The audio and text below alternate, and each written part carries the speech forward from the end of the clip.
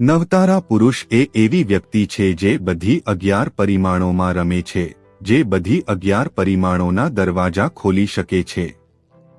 તમે જ્યાં પણ અટવાયેલા છો, તમારું સ્વાગત છે.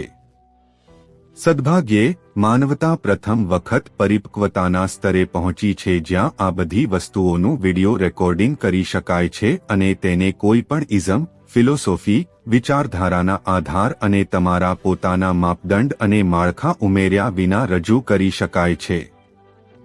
સમજો, એક રીતે હું અંતિમ ઉકેલ અને અંતિમ મૂંઝવણ ઊભી કરવા જઈ રહ્યો છું. જુઓ, અંતિમ ઉકેલ ત્યારે આવશે જો મારા બધા વિડિયો રેકોર્ડિંગ લોકોને રજૂ કરવામાં આવે.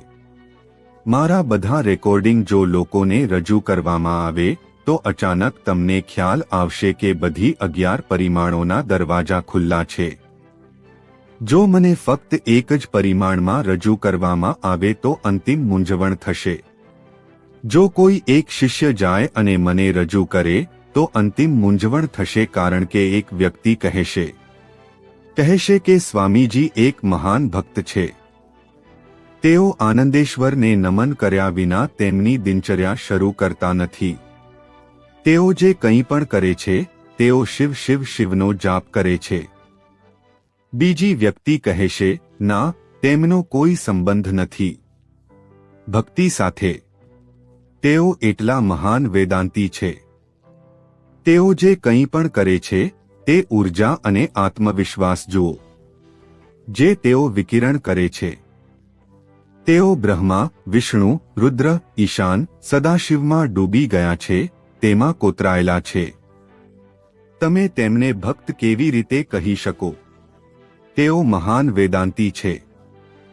તેથી કોઈક કહેશે, ના, તેઓ ન તો ભક્ત છે કે ન તો વેદાંતી. તેઓ કર્મયોગી છે. સવારથી સાંજ સુધી તેઓ કામ કરે છે. તેથી જ્યારે દરેક વ્યક્તિ જાય અને મને રજૂ કરે ત્યારે અંતિમ મૂંઝવણ થશે. જ્યારે તે બધા સાથે મળીને મને રજૂ કરે ત્યારે અંતિમ સ્પષ્ટતા થશે.